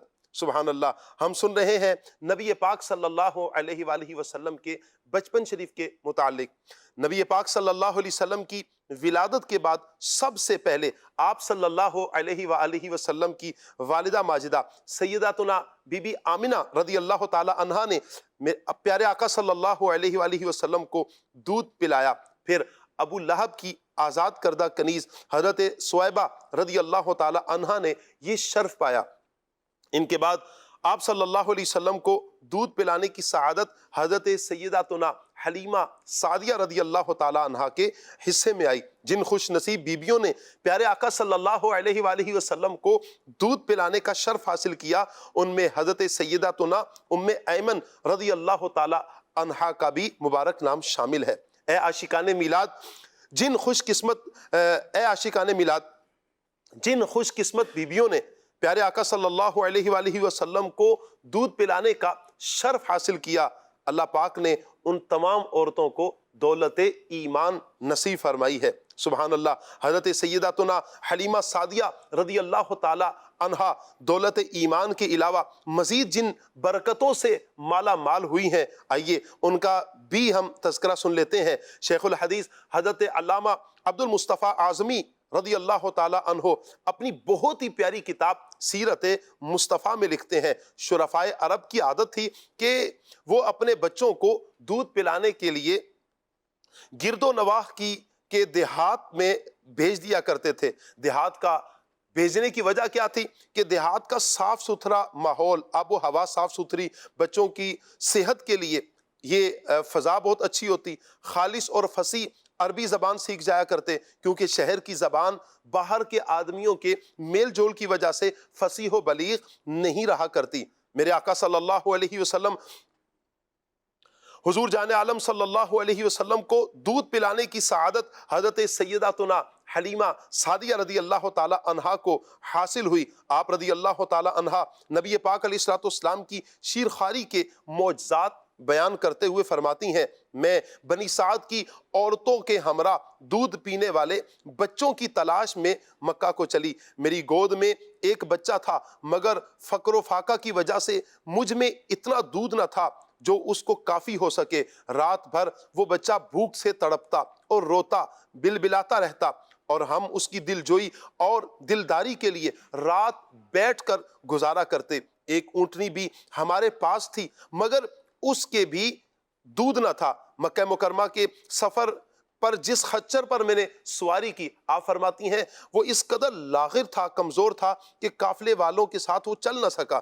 میرے ہمراہی جو تھے اس سے تنگ آ چکے، بڑی مشکلوں سے میں نے یہ سفر طے کیا، اور یہ قافلہ مکہ مکرمہ پہنچا، اور قبیلہ بنی سعد کی عورتوں نے دودھ پلانے کے لیے گھر گھر جا کر بچوں کی تلاش شروع کی۔ ان تمام عورتوں کو دودھ پلانے کے لیے بچے مل گئے۔ حضرت حلیمہ سعدیہ رضی اللہ تعالی عنہا کو دودھ پلانے کے لیے کوئی بچہ نہ مل سکا۔ کافی دیر تلاش کرنے کے بعد بالآخر حضرت سیداتنا حلیمہ سعدیہ رضی اللہ تعالی عنہا کی سوئی ہوئی قسمت جاگ اٹھی۔ سرکار دو عالم صلی اللہ علیہ وسلم ان کی آغوش میں آگے۔ حضرت سیداتنا حلیمہ سعدیہ رضی اللہ تعالی عنہا جب حضور صلی اللہ علیہ وسلم کو لینے کے لیے پیارے آقا علیہ الصلوۃ والسلام کے مکان عالی شان پر پہنچی تو فرماتی ہیں میں نے دیکھا حضور پر نور صلی اللہ علیہ وسلم دودھ سے زیادہ سفید اونی کپڑے میں لپٹے ہوئے، مشک و عنبر کی خوشبوئیں اٹھ رہی ہیں، سبز رنگ کے ریشمی کپڑے نیچے بچھا ہوا ہے، پشت کے بل آرام فرما رہے ہیں۔ حضرت حلیمہ سعدیہ فرماتی ہیں میں نے چاہا کہ آپ کو نیند سے بیدار کروں، مگر میں تو آپ کے حسن و جمال میں ہی کھو گئی۔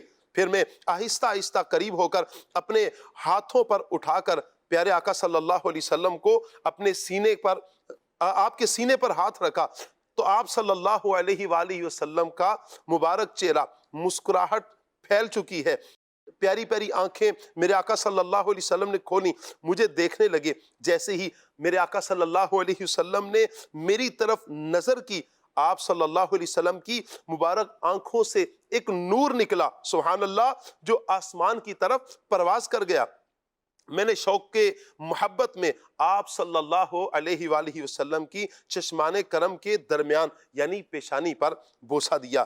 اے عاشقان میلاد، یقیناً یہ اللہ پاک کا فضل عظیم تھا کہ حضرت سیداتنا حلیمہ سعدیہ رضی اللہ تعالی عنہا کی سوئی ہوئی قسمت بیدار ہو گئی، اور سرکار دو عالم صلی اللہ علیہ وسلم ان کی آغوش میں آگے اپنے خیمے میں لا کر جب آپ رضی اللہ تعالی عنہا دودھ پلانے بیٹھیں تو باران رحمت کی طرح برکات نبوت کا ظہور شروع ہوا۔ اللہ تعالیٰ کی شان دیکھیے، حضرت حلیمہ سعدیہ کے اس قدر دودھ اترا کہ سرکار صلی اللہ علیہ وسلم نے اور آپ کے رضائی بھائی نے خوب پیٹ بھر کر دودھ پیا اور دونوں آرام سے سو گئے۔ ادھر اونٹنی کو دیکھا تو اس کے تھن بھی دودھ سے بھر گئے۔ حضرت سیداتنا حلیمہ سعدیہ رضی اللہ تعالی عنہا کے شوہر نے اس کا دودھ دوہا یعنی اونٹنی کا دودھ دوہا نکالا، اور دونوں میاں بیوی نے بھی خوب سیر ہو کر دودھ پیا، اور رات بھر سکون اور چین کی نیند سونا نصیب ہو گیا۔ حضرت سیداتنا حلیمہ سعدیہ رضی اللہ تعالی عنہا کا شوہر سرکار صلی اللہ علیہ وسلم کی یہ برکتیں دیکھ کر حیران رہ گیا اور کہنے لگا حلیمہ تم بڑا ہی مبارک بچہ لائی ہو۔ حضرت حلیمہ سعدیہ رضی اللہ تعالی عنہا نے کہا کہ واقعی مجھے بھی یہی امید ہے۔ یہ کہتی تھی گھر گھر میں جا کر حلیمہ، وقار بھائی یہ شعر، یہ کہتی تھی گھر گھر میں جا کر حلیمہ میرے گھر میں خیر الورا آ گئے۔ یہ کہتی تھی گھر گھر میں جا کر حلیمہ میرے گھر میں خیر الورا آ گئے۔ بڑے اوج پر ہے میرا اب مقدر، میرے گھر حبیب خدا آ گئے ہیں۔ اے عاشقان میلاد، وجود مصطفیٰ صلی اللہ علیہ وآلہ وسلم کی برکتوں کی کوئی انتہا ہی نہیں۔ آپ صلی اللہ علیہ وآلہ وسلم نے حضرت سیداتنا حلیمہ سعدیہ رضی اللہ تعالی عنہا کے مکان کو اپنی آمد کا شرف کیا بخشا، ہر طرف بہار آ گئی۔ آپ صلی اللہ علیہ وسلم کے وجود مسعود کی برکتوں سے نہ صرف حضرت حلیمہ سعدیہ رضی اللہ تعالی عنہا نے حصہ پایا بلکہ ان کے جانوروں نے بھی آپ صلی اللہ علیہ وسلم سے خوب فیوز و برکات حاصل کیے۔ چنانچہ حلیمہ سعدیہ رضی اللہ تعالی عنہا فرماتی ہیں کہ جب ہم رحمت عالم صلی اللہ علیہ وسلم کو اپنی گود میں لے کر مکہ شریف سے اپنے گاؤں کی طرف روانہ ہوئے تو میرا وہی خچر اب اس قدر تیز چلنے لگا کہ کسی کی سواری اس کی گرد کو نہیں پہنچ سکتی تھی۔ اللہ اکبر۔ قافلے کی عورتیں حیران ہو کر مجھ سے کہنے لگی، اے حلیمہ، کیا یہ وہی خچر ہے جس پر تم سوار ہو کر آئی تھی، یا کوئی دوسرا تیز رفتار خچر تم نے خرید لیا؟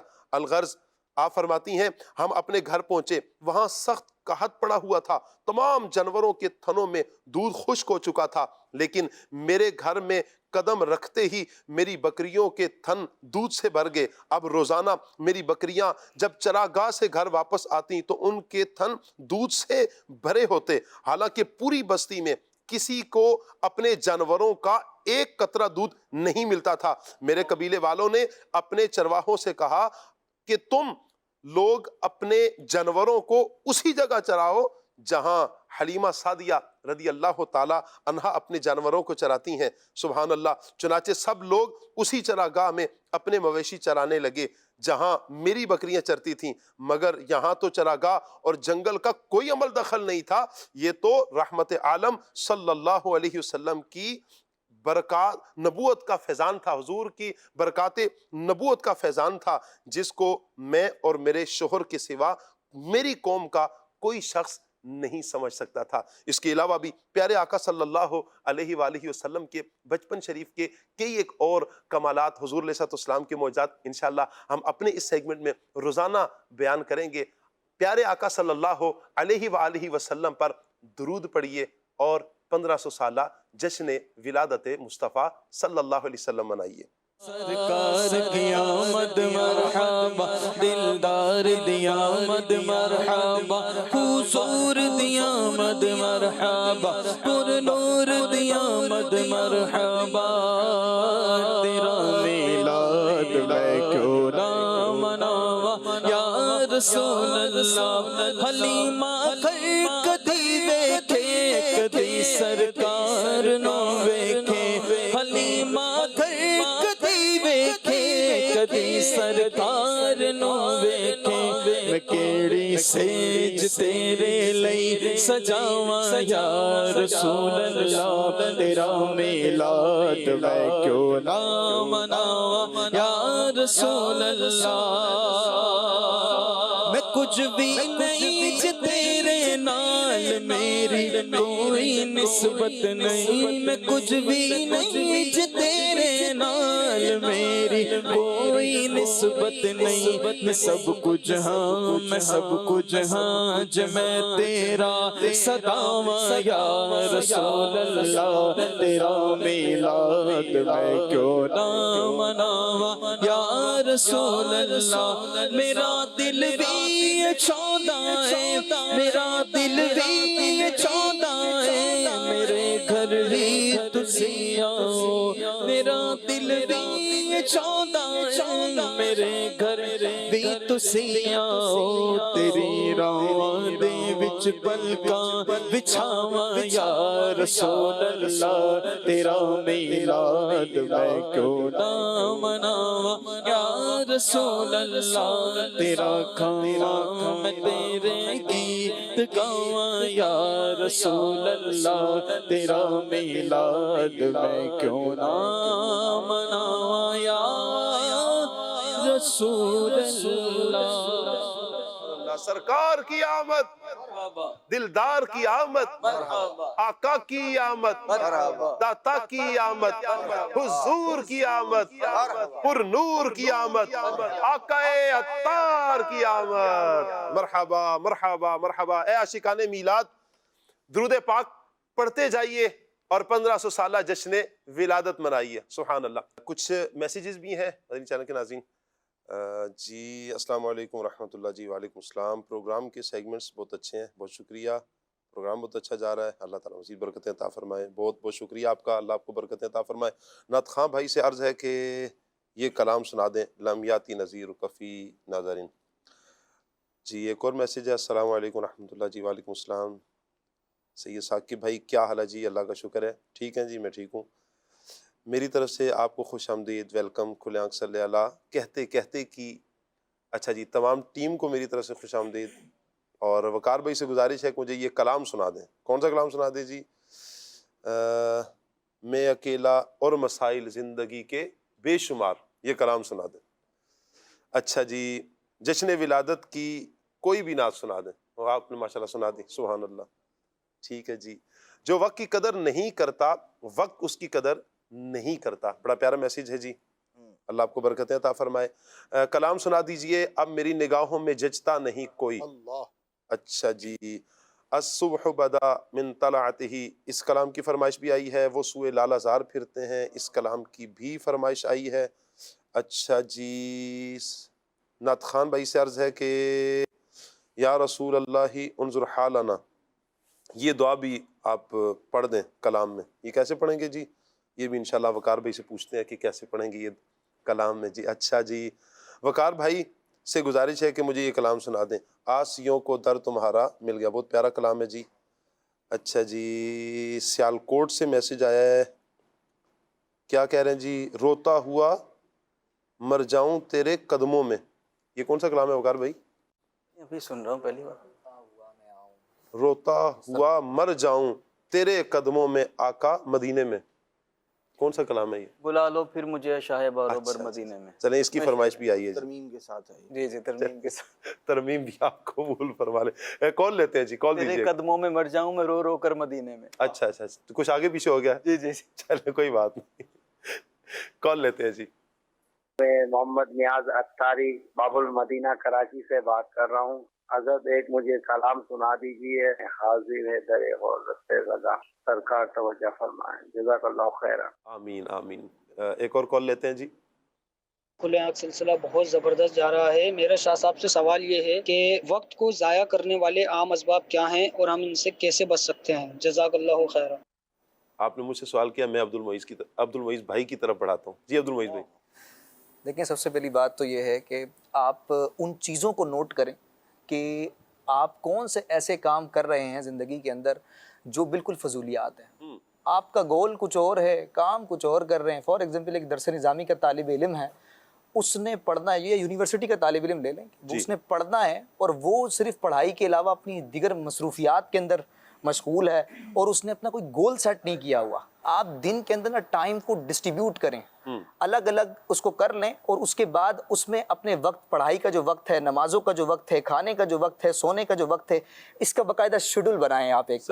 اور اگر اس کا شیڈول اچھا ہوگا تو اس میں آپ کو فائدہ ہوگا. اور پھر رات میں سوتے وقت، سونے سے پہلے کم سے کم بھی 5 منٹ 10 منٹ آپ یہ چیک کریں کہ آج پورے دن کے اندر جو ورکنگ آپ نے کی ہے اس میں کہیں وقت ضائع تو نہیں ہوا، کوئی ایسا کام تو نہیں ہو گیا ہے کہ جس میں وقت صرف ہوا بلکہ بیکار ہی صرف ہوا کہ وہ نہیں ہونا چاہیے تھا. تو اگر اس کو معمول میں لے کر آئیں گے انشاءاللہ بہت فائدہ ہوگا. کیا اگلی کال دیجیے جی. میرا نام رومان ہے، میں پنجاب سے بات کر رہا ہوں. میرا کھلے آنکھ صلی اللہ کہتے کہتے میں گزارش ہے مجھے یہ والا کلام سنا دیں. میری الفت مدینے سے یوں ہی نہیں، میرے آقا کا روزہ مدینے میں ہے. جزاک اللہ خیر. آمین آمین و ایاک. بہت پیارے کلام کی فرمائش کی آپ نے، اللہ آپ کو جزائے خیر عطا فرمائے. خوش رہیں جی. ایک اور کال لیتے ہیں. کھلے آنکھ میں میرا ثاقب صاحب سے یہ سوال ہے، قرآن و حدیث میں وقت کی اہمیت پر کیا تعلیمات ملتی ہے، اس کے بارے میں ذرا رہنمائی فرما دیجیے. سبحان اللہ.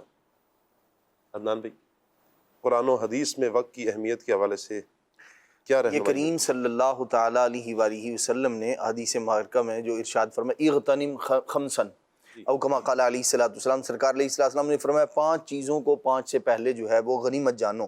اور اس کے اندر سرکار صلی اللہ تعالی وسلم نے جوانی کو، بڑھاپے سے پہلے، اور جو صحت مند ہے، صحت کے جو ایام ہیں اس کو، بیماری سے پہلے، یوں نبی پاک صلی اللہ تعالی علیہ وسلم نے ایک تقابل کر کے مختلف چیزوں کا بتایا جو ہمیں وقت کی اہمیت کا احساس دلاتا ہے.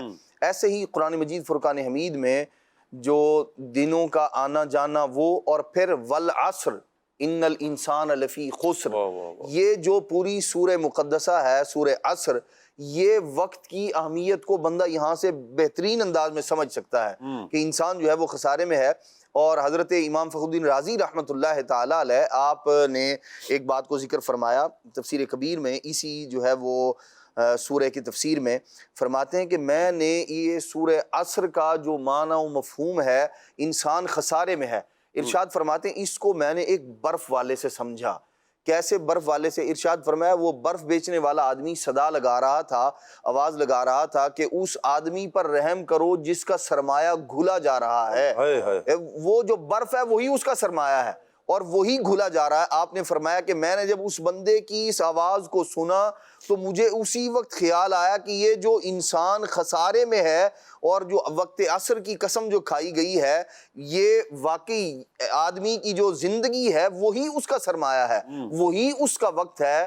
اگر یہ قدر کرے گا تو یہ ان لوگوں سے بچ جائے گا جو خسارہ پانے والے ہیں، اور اگر یہ قدر نہیں کرے گا تو پھر یہ بھی وہی بندہ ہے کہ جس کا جو اصل ہے، جس کی جو اساس ہے، جو اس کا سرمایہ ہے، وہ گھل گھل کے تباہ اور برباد ہو جائے گا اور یہ کف افسوس ملتا رہے گا. اللہ اکبر. یقیناً قرآن پاک کی اگر ہم آیات کو پڑھتے ہیں تو ہمیں زندگی گزارنے کا بیان کیا گیا ہے.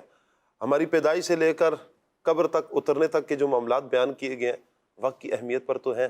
ہم نے ٹائم کو برباد نہیں کرنا، ہم نے جہنم کے راستے کو اختیار نہیں کرنا، ان راستوں سے بچنے کا ہمیں حکم دیا گیا، اور جن احکامات کا حکم دیا گیا وہ ہم بجا لاتے ہیں، جنت کے راستے پر چلتے ہیں. یہی تو وقت کی قدر ہے. وَلْتَنْظُرْ نَفْسٌ مَا قَدَّمَتْ لِغَدٍ، صاف صریح آیت کریمہ ہے جو وقت کی اہمیت کا احساس دلا رہی ہے کہ کل کے لیے کیا بھیجا ہے اس کو دیکھو. کالز لیتے ہیں جی. ماشاءاللہ سلسلہ کھلے آنکھ صلی اللہ کہتے کہتے میرا یہ سوال ہے، آج جو موضوع آپ نے رکھا ہے وقت، تو اس پر یہ سوال ہے کہ آپ روز مرہ کے وقت کو کیسے منظم کرتے ہیں؟ کیا اس میں بہتری کی گنجائش ہے؟ اس حوالے سے کچھ رہنمائی فرما دیں، جزاک اللہ خیرہ. انشاءاللہ. عدنان بھائی یہ سوال آپ یاد رکھیے گا، آپ سے لیں گے. اگلی کال. پروگرام کھلے آنکھ صلی اللہ کہتے کہتے میں میرا سوال ہے کہ اگر آپ کو ایک دن کے لیے اضافی 2 گھنٹے مل جائیں تو آپ انہیں کیسے استعمال کریں گے؟ عبد المعیز بھائی یہ آپ کا سوال ہے، آپ بھی ذہن میں رکھیے گا. اگلی کال. میرا سوال یہ ہے کہ آپ کے خیال میں موبائل فون وقت ضائع کرتا ہے یا وقت بچاتا ہے؟ اس کی وضاحت فرما دیں. صحیح استعمال کریں گے تو بچا لے گا، کیونکہ آپ قرآن پاک کی تلاوت کریں یا آپ کام کریں گے تو بچ جائے گا. فضول استعمال کریں گے تو برباد کرے گا. اگلی کال. نعت خواہ سے عرض یہ ہے کہ یہ اللہ کلام سنا دیں، سوئے جنت کون جائے در تمہارا چھوڑ کر، جزاک اللہ خیرہ. آمین. ایک اور کال. فرمائش ہے نعت خواہ سے کہ کلام سنا دیجئے ختم رسول مکی مدنی، جزاک اللہ خیرہ. آمین آمین. ایک اور کال. کرتا میرا نام مسلم ہے. گناہوں کی عادت چھڑا میرے مولا، مجھے نیک انسان بنا میرے مولا. آمین آمین. جی وقار بھائی. صلی اللہ تعالی علی محمد صلی اللہ علیہ وسلم. یا رسول اللہ انظر حالنا، یا حبیب اللہ اسمع قالنا، یا رسول اللہ انظر حالنا، یا حبیب اللہ اسمع قالنا. اننی فی بحرہم من مغرق خذ یدی ساحل لنا اشکالنا،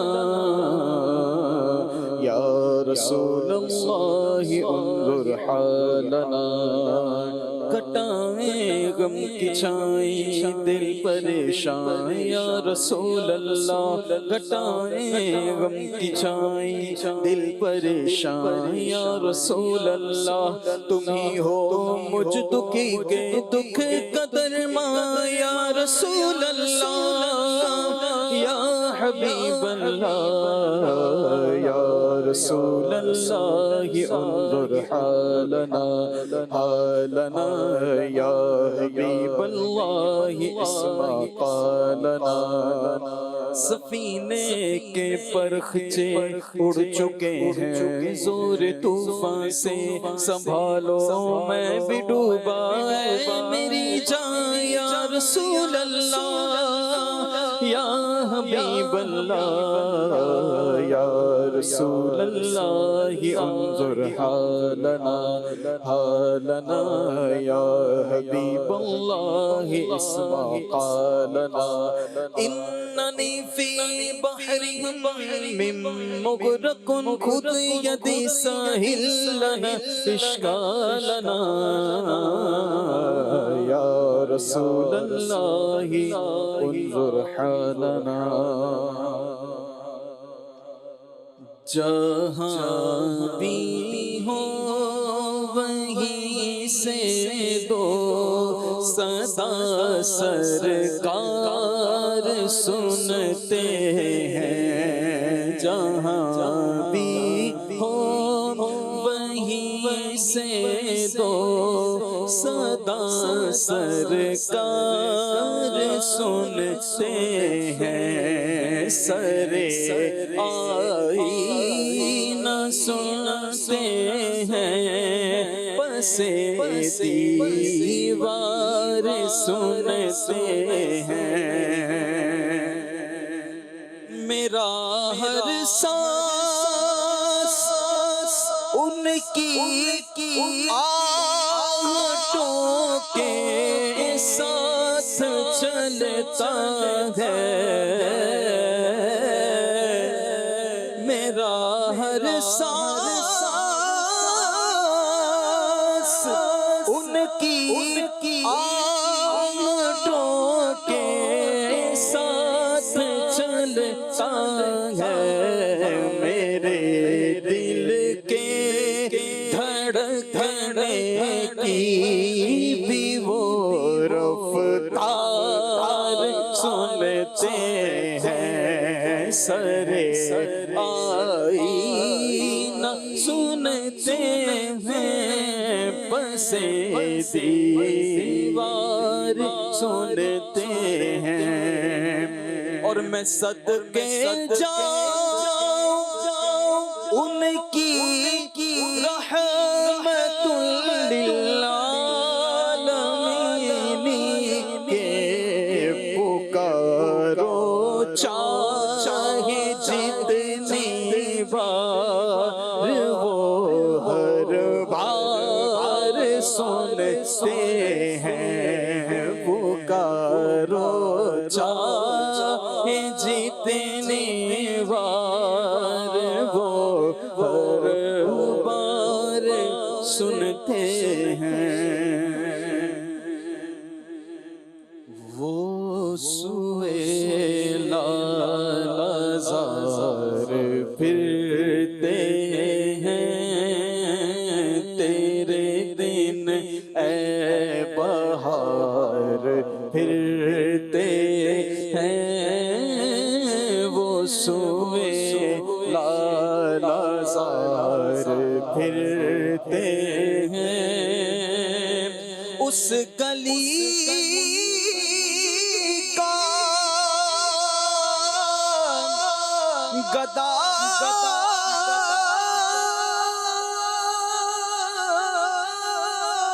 ہوں میں جس میں اس گلی کا گدا ہوں میں جس میں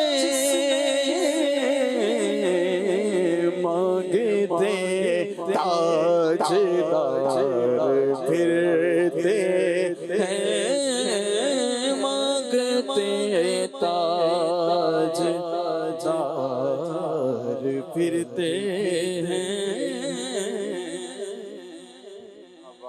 بھائی اللہ آپ کو نظر بد سے بچائے مزید اللہ آپ کو برکتیں عطا فرمائے عبد الواجد بھائی چونکہ ٹائم بھی اختتام کی طرف اور میں ٹائم مینجمنٹ کے حوالے سے آپ سے عرض کی تھی کہ آپ سے لوں گا جی آپ یہ عرض کر رہے ہیں کہ ٹائم مینجمنٹ کا خیال کرتے ہوئے ٹائم مینجمنٹ کا جواب دیجئے جی تو میں عرض کرتا ہوں بریفلی یہ ہے شاہ صاحب کہ اگر ٹائم مینجمنٹ کوئی کرنا چاہے تو سب سے پہلے اپنی زندگی کے مقصد کا تعین کرے یہاں پر اب دو چیزیں ہیں مقاصد دو طرح کے ہیں ایک مقصد وہ ہے جو خود اللہ اور اس کے رسول نے ہمارے لیے متعین کر دیا اور اس مقصد کو یا ان مقاصد کو ہر طرح کے مقصد یا مقاصد پر فوقیت حاصل جیسے فرائض و واجبات ہیں 5 وقت کی نماز ہے اور اسی طرح سے جو جو چیزیں فرض ہوتی چلی جائیں وہ اعلیٰ ترین مقاصد ہیں اور انہوں نے ہر حالت میں مقدم رہنا ہے رمضان میں روزے فرض ہیں حج کے ایام میں اگر شرائط پوری ہیں تو آپ پر حج فرض ہے पाँचों वक्त की नमाज रोज़ाना की बुनियाद पर और मर्द पर जो है वो जमात वाजिब है। तो एक ये मकसद है। दूसरा ये कि आपने अपनी ज़िंदगी में एक मकसद बनाया हुआ है। फॉर एग्ज़ाम्पल कोई तालिबे इल्म है, अब वो यूनिवर्सिटी का है या मदरसे का है जी। इसी तरह से किसी ने अपनी ज़िंदगी में रोज़गार को मकसद बनाया हुआ है, तो उसकी लाइफ में रोज़गार एक मकसद है। इसी तरह से कोई शख्स आलिम दीन है, तो अब इल्म का हुसूल, इल्म को पुख्ता करना, ये उसकी ज़िंदगी का मकसद है। किसी ने अपनी ज़िंदगी का मकसद ये बनाया है कि मैं अल्लाह का ज़िक्र करूँगा, कुरान करीम की तिलावत करूँगा, तो ये अब उसकी ज़िंदगी का एक और मकसद है। तो सबसे पहले अपनी ज़िंदगी के मकासद का तयन कीजिए। तो अब जब आपने मकसद का तयन कर लिया, तो अब आपने गोया कि ये बात तय कर ली कि मेरी ज़िंदगी में इस चीज़ को तरजीह है और इसको मैंने सबसे मुकद्दम रखना है। उसके बाद जो एक आम लाइफस्टाइल है शाह साहब, वो ये होता है कि आदमी ने अपनी ज़िंदगी के मकसद को भी वक्त देना है, अपने अहले खाना को भी वक्त देना है। अच्छा, अमूमन जो नौजवान होते हैं, अभी उनकी आइली ज़िंदगी नहीं शुरू हुई, शादी वगैरह नहीं हुई, तो उनके लिए घर वालों को टाइम देने का जो है वो ज़रूरी नहीं है। तो अब घर वालों को भी टाइम दें, अपनी ज़िंदगी के मकसद को भी टाइम दें, जो अल्लाह ताला की तरफ से मकासद मुतय्यन है उनको भी आपने अदा करना है। अब इसके बाद टाइम मैनेजमेंट कुछ इस तरह से हो कि सबसे पहले जो चीज़ें मकसद के ख़िलाफ़ हैं उनको ज़िंदगी से रिमूव कर दें। सही। अगर एक ब्रॉड कैटेगरी मुझसे आप कहें तो मैं अर्ज़ करूँगा कि जो भी चीज़ अल्लाह और उसके रसूल को नाराज़ करने वाली है उसको अपनी ज़िंदगी से निकाल दिया। अब इसमें क्या क्या आ जाएगा? फॉर एग्ज़ाम्पल फजूल बैठ के गपशप करना, गीबतें, चुगलियाँ, इधर उधर की फजूल बातें करना, इनसे परहेज़ करें। सोशल मीडिया में अमूमन, अल्लाह जैसे अमान दे, अमूमन सोशल मीडिया पे बहुत सी बुरी एक्टिविटीज़ होती हैं, बुरी चीज़ें होती हैं, तो उन बुरी चीज़ों को अपनी ज़िंदगी से माइनस करें। उसके बाद फिर अब अच्छी चीज़ों को अपनी ज़िंदगी में दाखिल करना शुरू कर दें। तो वो अच्छी चीज़ें क्या हो सकती हैं? वो कुतुब का मुताला हो सकता है। सही। वो आप जिस फील्ड से रिलेटेड हैं उस फील्ड में अपने आप को आगे बढ़ाने के लिए कुछ ऐसा काम कि जो आपको उस फील्ड में आगे लेकर जाए, वो कुतुब का मुताला हो सकता है। वो ऐसे लोगों की सोहबत में वक्त गुजारना हो सकता है कि जो उस फील्ड के माहिर हैं। सही। तो ब्रीफली यही है कि मकासद के तहत ज़िंदगी गुजारें। सही। जो चीज़ें अल्लाह और उसके रसूल की नापसंदीदा हैं उनसे बचें और उसके बाद अच्छी एक्टिविटीज़ में अपने वक्त को गुजारें। क्या बात, बहुत खूब। जी अब्दुल मोइज़ भाई। सवाल ये था कि 2 घंटे अगर इजाफी मिलें तो उसमें क्या करेंगे? जी। पहली बात तो ये कि अगर 2 घंटे इजाफी मिल रहे हैं तो इल्म दीन के अंदर गुजारें, इल्म दीन सुभान अल्लाह। सीखने के लिए गुजारें, क्योंकि उस्ताद साहब ने भी फरमाया कि इल्म दीन की जो आपने बताया, और हुज़ूर नबी रहमत सल्लल्लाहु ताला अलैहि वसल्लम की बारगाह अक़दस के अंदर एक मरतबा एक सहाबी को आपने बुलाया और आपने फरमाया कि आपकी नज़ा का वक्त करीब है। तो सहाबी रसूल ने पूछा कि या रसूलुल्लाह सल्लल्लाहु अलैहि वसल्लम, कौन सा ऐसा अमल है जो मैं इस वक्त करूं जो सबसे कीमती है? तो आपने फरमाया इल्म दीन की महफिल में बैठें, इल्म दीन सीखें। तो इससे पता लगा कि अगर मौत का वक्त भी करीब है तो सबसे कीमती चीज़ क्या है? कि इल्म दीन का सीखना, इल्म दीन की महफिल में बैठना। तो हमें अगर 2 घंटे इजाफी मिल रहे हैं तो इल्म दीन की महफिल में बैठना अल्लाह नसीब कर दे और इल्म दीन सीखना नसीब कर दे। सही। 2 घंटे इजाफी का क्या मतलब हो सकता है? ये सवाल तो मेरा था शाह साहब, ये इजाफी 24 के बाद मिलेंगे या उन्हीं 24 में मिलेंगे? जी। वैसे तो वो 2 घंटे यानी जो दिन रात है वो 24 घंटों पर मुश्तमिल है, ये 2 घंटे 24 के बाद दिए जाएंगे या इन्हीं 24 में 2 घंटे मिलेंगे? जी। वैसे मेरा ख्याल है उनका मकसद ये होगा कि जो काम काज जो आम तौर पर होता है, और जैसे मिसाल के तौर पर किसी की 8 घंटे ड्यूटी है तो उसको 2 घंटे का रिलीफ मिल जाए। जी। 6 घंटे के बाद जो है वो इदारा कहे कि जी ठीक है आपको अब छुट्टी है, आप जो काम करना चाहें। तो मेरा ख्याल है उन 2 घंटे के बारे में पूछा इन्होंने। अल्लाह अकबर। इरशाद भी फरमा दें मजीद आप। जी शाह साहब, देखें हम अगर वक्त के सतूर क्या होगा? वक्त ये वही होगा जी, इसी 24 घंटे के अंदर जो काम करना है। देखें आपने इब्तिदा में एक बात बड़ी प्यारी इरशाद फरमाई कि वक्त वो नेमत है जो हर बंदे को दिन के एतबार से देखा जाए عمر کم اور زیادہ ہو سکتی ہے، ورنہ جو دن ہے نا وہ ہر ایک کو دن اور رات 24 گھنٹے کے ہی ملے ہیں۔ ایسا نہیں ہے کہ بچے کے 25 گھنٹے کے ہیں اور بوڑھے کے 26 گھنٹے کے ہیں، اور اسی طرح جوان جو ہے اس کے گھنٹے جو ہے وہ کم کر دیے گئے، ایسا نہیں ہے۔ ہر ایک کے لیے اتنا ہی وقت ہے، اسی میں اس نے سب کچھ کرنا ہے، نیکیاں، رب کی رضا والے کام، روزی اسی میں کمانی ہے، اسی میں اس نے عبادت کرنی ہے، اور اسی میں اپنے آپ کو گناہوں سے اور فضولیات سے بچانا ہے۔ من حسن اسلام المرء ترکہ ما لا یعنی ہی کہہ کر نبی پاک علیہ السلام نے وقت کی اہمیت کو اور اپنے آپ کو فضولیات سے بچانے کا ایک فلسفہ بیان کر دیا ہے، ایک بات عطا کر دی ہے، تو ہمیں چاہیے اس کو لے لیں۔ اگر ہم چاہتے ہیں کہ وقت کے قدردان بنیں تو جو وقت کے قدردان ہیں ان کی سیرت کا مطالعہ کریں۔ حضرت امام شافعی رحمۃ اللہ علیہ فرماتے ہیں میں نے بہت سارے صوفیاء کی صحبت کا فیض پایا ہے، اور ان سے میں نے ایک بات سیکھی ہے کہ وقت ایک تلوار ہے، اگر تم اسے نہیں کاٹو گے تو یہ تمہیں کاٹے گا۔ اللہ اکبر۔ نبی پاک صلی اللہ علیہ وسلم کی ایک حدیث مبارکہ ہے شعب الایمان شریف کی، میرے آقا صلی اللہ علیہ وسلم فرماتے ہیں روزانہ جب سورج طلوع ہوتا ہے تو دن یہ اعلان کرتا ہے جو کوئی مجھ میں اچھا کام کر سکتا ہے تو کر لے، کیونکہ آج کے بعد میں کبھی پلٹ کر نہیں آؤں گا۔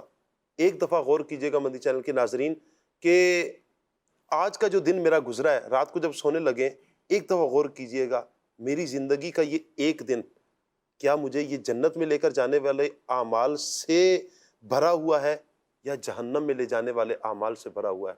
آپ خود وقت کے قدردان ہو جائیں گے۔ اگر آپ کو یقیناً ہر مسلمان کو جنت میں ہی جانا ہے، اللہ سے، اللہ کے رسول سے محبت ہے اور یہی عمل ہونا چاہیے۔ اللہ تعالیٰ مجھے، آپ کو، ہم سب کو وقت کی قدر کرنے کی توفیق عطا فرمائے۔ آمین بجاہ النبی الامین صلی اللہ علیہ وآلہ وسلم۔ صلاۃ والسلام۔